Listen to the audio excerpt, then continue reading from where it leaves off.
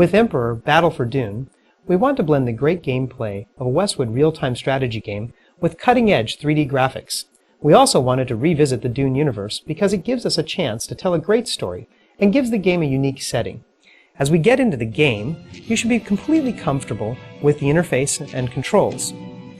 We've added some new features, such as zoom and rotation, but we wanted to make sure that we kept the controls very familiar and simple so that you didn't get lost with the 3D technology. Our goal is to add a new level of strategic depth to the genre. To do that, you'll not only have 3 different sides to choose from, but you'll have a lot of options about how to customize your army. The 3 main sides are the noble Atreides, the good guys of the game. They always fight fairly, but can be ruthlessly efficient. Some of my favorite units on the Atreides, the Minotaurus, or my favorite of all, the Mongoose. The Mongoose is a great unit because it can actually fire in different directions from which it's moving. You may also notice that some units have halos around them or glow. These particular units are called scouts. I can see them as they move across the map, but my opponent won't see them coming. Another amazing unit in the Atreides arsenal are the Ornithopters. Their aerial assaults can wipe out enemies in mere moments.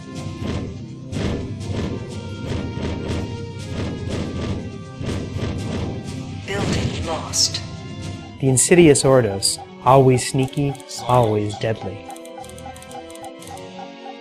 The Dust Scout, one of the Ordos' rank-and-file troops, can move rapidly over all types of terrain, whether they be ice, or the spice melange, or the desert sands. Several of the Ordos units have shields, like this laser tank. They protect the unit from initial damage, but don't last very long, perfect for the hit-and-run attacks the Ordos favor. One of House Ordos' most insidious units is the Deviator. When used in battle, it will actually convert enemy units to fight on your side.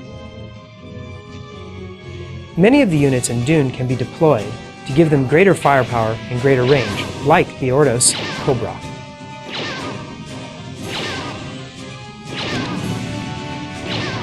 The evil Harkonnen moves slowly, but wield an obscene amount of brute strength.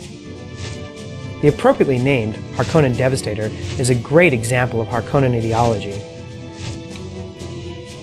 Although painfully slow in getting to its target, once there, it makes short work of almost any structure or vehicle in the game. Building lost. The Inkvine Catapult can attack enemies from great distances and poisons the very ground where its shells land. Unit lost. And let's not forget the not-so-subtle effect of the flame tank.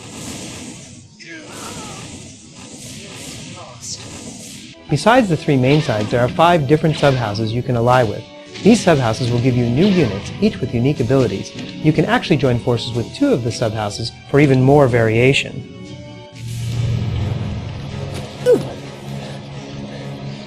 The Harkonnen surround us. Then we will spill our water, killing as many as we can. Look!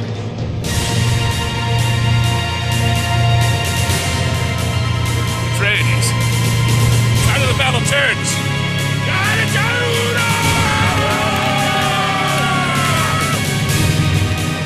If you ally with the Fremen, you will be able to use a stealth warrior that can't be seen until he attacks. A thumper unit that attracts worms, and yes, even a worm rider.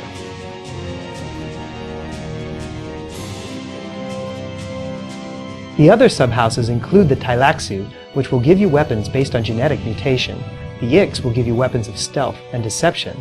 There are also the Guild and the Imperial Sardaukar. The Guild tank contains a Guild navigator who can fold space using the spice melange to transfer from one place in the world to another and never risk traveling across the dangerous sand. The idea behind the subhouses is to give the player a chance to customize his army and figure out what works best. Is it the Atreides with the Ix and Tleilaxu? Is it the Harkonnen combined with the Sardaukar and the Guild? You'll have a lot of interesting options to experiment with. All of these factions do have one thing in common, a lust for power. They are each struggling to rule Arrakis. I believe the penalty for treason is death. Don't you think I saw this coming? I prepared for it, Kopek. You won't get away with it. It is a fait accompli. I already have.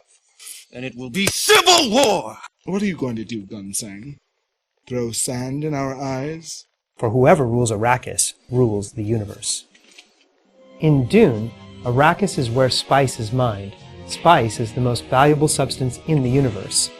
Arrakis is also a desert planet, where little lives other than the giant sandworms and the people known as the Fremen. However, the entire game won't be spent on Arrakis. For instance, we'll be able to do battle on the green world of Caladan, home of the Atreides. As you can see, it's a beautiful Earth-like world, home of the Atreides palace, with crystal blue waters and rolling green meadows, soon to be invaded by the evil Harkonnen. The Harkonnen hail from the dark, volcanic world of Gidi Prime, where the faces of past barons grin down over the gallows of vanquished foes. Here we see a group of Ordos massing for an assault on the Baron's palace. The Ordos' homeworld is Draconis IV, an ice world which well suits the cold souls of the Ordos. As with all Westwood games, Emperor tells a great story. Our production team created amazing film sequences to bring the Emperor universe to life. The cast was led by Michael Dorn, who played Worf in Star Trek: The Next Generation. Do not play the fool. How could you have foreseen this? Our contacts with the Arrakeen Smugglers Guild. Do we not have favors due us? Old debts to call in. Oh, of course, my lord. Make the arrangements then. At once. Emperor is coming together really well.